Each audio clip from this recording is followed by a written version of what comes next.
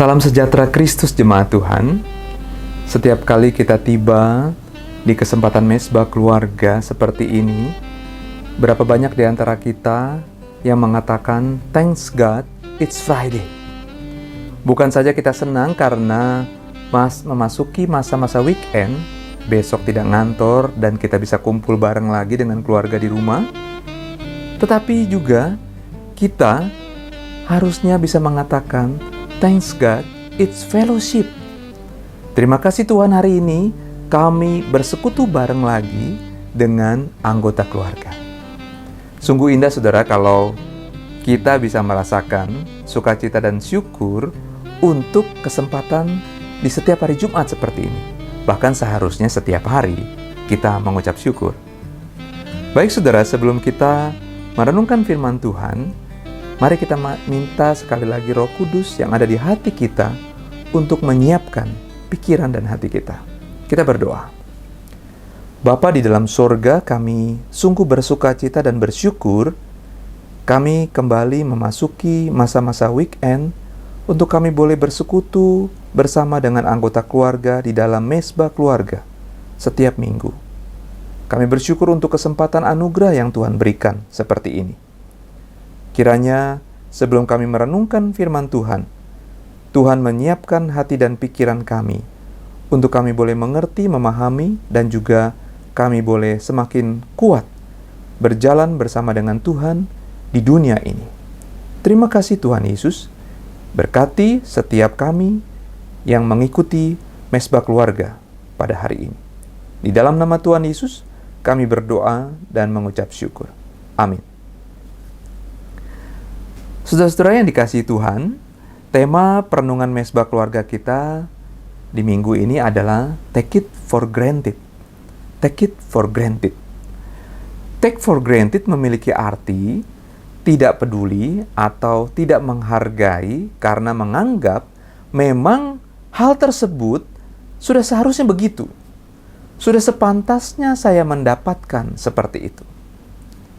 Di dalam kekristenan, take it for granted seringkali dihubungkan dengan jaminan keselamatan kekal yang Tuhan anugerahkan kepada setiap orang yang percaya kepadanya. Maka contoh maksud kalimatnya bisa seperti ini, saudara. Orang Kristen tidak boleh take it for granted di dalam menerima status hidup baru yang dari Tuhan. Tetapi orang Kristen harus selalu bersyukur dan memelihara pertumbuhan iman agar semakin dewasa. Arti take it for granted di sini menjadi tidak menghargai, memang sudah sepantasnya Tuhan kasih anugerah kepada manusia, dan tidak perlu lagi kita berterima kasih kepada siapapun termasuk kepada Tuhan. Konteks arti tadi, hubungan kita kepada Kristus. Tetapi malam ini saya mengajak jemaat Tuhan sekalian untuk memahami kalimat take it for granted terhadap sisi yang lain di dalam kehidupan kita, yaitu kepada relasi kita terhadap anggota keluarga yang Tuhan percayakan dalam hidup ini. Saudara, seberapa sering kita selama ini bersikap take it for granted terhadap anggota keluarga yang Tuhan titipkan dalam kehidupan kita? Ingat ya, arti dari kata titip tadi. Artinya, karena semuanya bersifat sementara, saudara, dan suatu saat kita pasti harus melepaskan mereka, bahkan juga harus berpisah dengan mereka di dunia ini. Mungkin saudara selama ini juga take it for granted terhadap istri atau suami, tanpa disadari. Contoh, sudah sepantasnya istri saya selalu tolong dan melayani saya. Atau memang sudah sewajarnya suami saya harus kerja keras, banting tulang, dan menyenangkan, bahkan memuaskan keluarga. Hai anak-anak, selama ini juga mungkin kalian juga take it for granted terhadap mama dan papa. Sudah seharusnya orang tua cukupkan kebutuhan kami. Begitu juga para orang tua, apakah selama ini take it for granted terhadap kehadiran anak-anak di sisi kehidupan kita? Sudah sepantasnya anak-anak menuruti segala perkataanku dan berbakti kepadaku. Tidak peduli bila mereka sedang dalam masalah mencari identitas diri, tidak peduli bila mereka sedang mengalami pergumulan yang menakutkan dalam pertemanan mereka di dalam masa-masa pertumbuhan. Saudara yang dikasihi Yesus, salah satu masalah setelah menikah adalah bahwa kita tidak menghargai satu sama lain dan tidak peduli terhadap keberadaan anggota keluarga kita. Baik itu pasangan, orang tua, anak, bahkan juga mertua dan menantu. Kondisi ini bukan saja dalam relasi pasangan, tapi seperti yang sudah saya sebutkan tadi, seluruh anggota keluarga. Ketika firman Tuhan mengajarkan orang Kristen untuk tidak take it for granted terhadap anugerah Tuhan, maka seharusnya doktrin ini, sekaligus filsafat kehidupan ini, harus terus dihisap dan dipraktekkan ke dalam seluruh aspek kehidupan anak-anak Tuhan. Baik di dalam keberadaan dengan anggota keluarga maupun terhadap orang lain.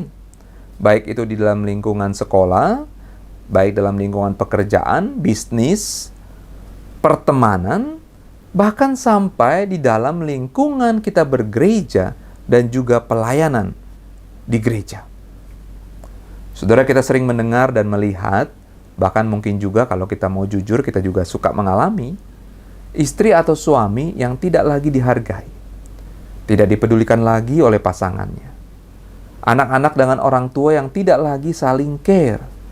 Hidup dalam satu atap, satu rumah, tetapi sebenarnya relasi mereka tidak dekat dan tidak dalam. Akibatnya akan mudah timbul masalah-masalah dalam rumah tangga mereka. Sifat anak yang suka membuat masalah dan memberontak, kekerasan dalam rumah tangga, perselingkuhan, dan sampai akhirnya kepada perceraian. Itu bisa mewarnai dalam kehidupan kita berkeluarga. Saudara, firman Tuhan hari ini mau mengajarkan dan juga mengingatkan kepada kita. Yang pertama, mari kita saling menghargai terhadap sesama anggota keluarga. Suami dengan istri dan sebaliknya, orang tua dengan anak dan sebaliknya, bahkan juga mertua dengan menantu dan sebaliknya. Istri menolong suami dengan tulus dan setia, suami menjaga dan melindungi istri dengan baik, anak-anak menghormati orang tua dengan sukacita, orang tua peduli dan konsentrasi terhadap masa depan pertumbuhan kedewasaan anak-anak. Itu yang dikatakan saling menghargai, saudara. Jikalau kita bisa saling menghargai seperti itu, maka hati kita akan selalu penuh limpah dengan ucapan syukur. Bukan sebaliknya, penuh dengan penyesalan. Aku nyesel menikah dengan dia. Aku menyesal punya anak seperti dia. Bahkan juga sebaliknya, aku menyesal punya orang tua seperti mereka. Jangan sampai seperti itu, saudara. Yang kedua, saudara, firman Tuhan mengajarkan kepada kita untuk saling menjalankan fungsi dan peran kita masing-masing sebagai anggota keluarga. Memang di zaman ini, ada juga istri yang harus bekerja dan berkarir demi memenuhi kebutuhan hidup, saudara. Ada juga anak-anak yang harus bekerja membantu keluarga. Tetapi ingat, saudara, kita tidak boleh saling bertukar peran di dalam otoritas yang Tuhan percayakan. Jangan karena saya sebagai istri atau anak yang sudah bisa bekerja, maka saya yang harus memimpin keluarga. Sebaliknya jangan juga bila saya sebagai suami yang seharusnya memimpin keluarga dan menopang rumah tangga, tetapi saya malas untuk mencari nafkah. Dan akibatnya saya rela untuk diatur dan dipimpin oleh istri atau anak-anak saja.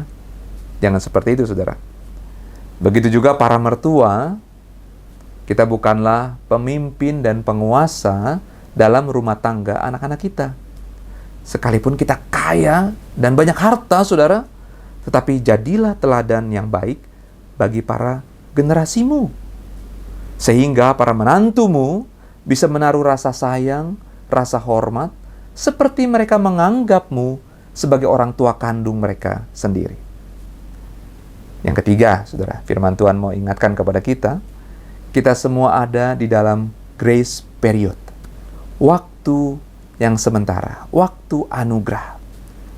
Untuk itu, marilah kita saling berlomba-lomba untuk peduli, berlomba-lomba untuk saling menganggap keberadaan mereka, mengasihi mereka, memelihara mereka dan juga jangan pernah berhenti mendoakan mereka. Supaya Tuhan melimpahkan kesehatan dan damai sejahtera dalam hidup mereka. Saudara, siapa di antara kita yang masih mendoakan setiap anggota keluarganya dengan serius dan detail setiap hari satu persatu? Lakukan, saudara. Doakan mereka setiap saat. Mereka akan tahu dan merasa bila kita mendoakan mereka. Meskipun saudara tidak memberitahukan kepada mereka kalau saudara mendoakan mereka. Karena apa, saudara? Karena fungsi dan peran mereka di dalam keluarga selalu ditopang dan dimampukan melalui kuasa doa yang kita panjatkan kepada Kristus. Jangan pernah kita take it for granted terhadap keberadaan anggota keluarga kita. Sebaliknya, mari kita selalu mengucap syukur terhadap keberadaan mereka. Tuhan Yesus memberkati. Amin. Saudara-saudara yang di rumah maupun di mana saja sedang berada bersama dengan anggota keluarga, mari kita melanjutkan mesbah keluarga kita dengan membaca Alkitab yang menjadi dasar perenungan tadi di dalam Kolose 3 ayat 18-25. Kolose 3 ayat 18-25. Silakan saudara-saudara baca bersama dengan anggota keluarga di rumah. Lalu kemudian setelah itu silakan kita saling sharing sebentar. Setiap anggota keluarga silakan memberikan satu saja pujian, ucapan syukur terhadap seluruh anggota keluarga yang lain. Misalnya saya sebagai anak, saya akan memuji satu hal kepada istri saya, kepada orang tua, dan kepada anak. Dan sebaliknya, seperti itu yang lain. Sebagai anak, memuji kepada orang tua, kepada kakak, kepada adik, seperti itu, saudara ya. Silakan setiap kita memberikan satu pujian terhadap keberadaan anggota keluarga kita. Saling bergantian, saudara, ditanya ya. Kemudian pemimpin mesbah keluarga menutupnya dengan doa syafaat dan juga doa berkat.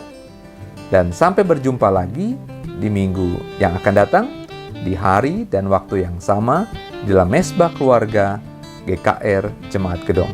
Tuhan Yesus memberkati.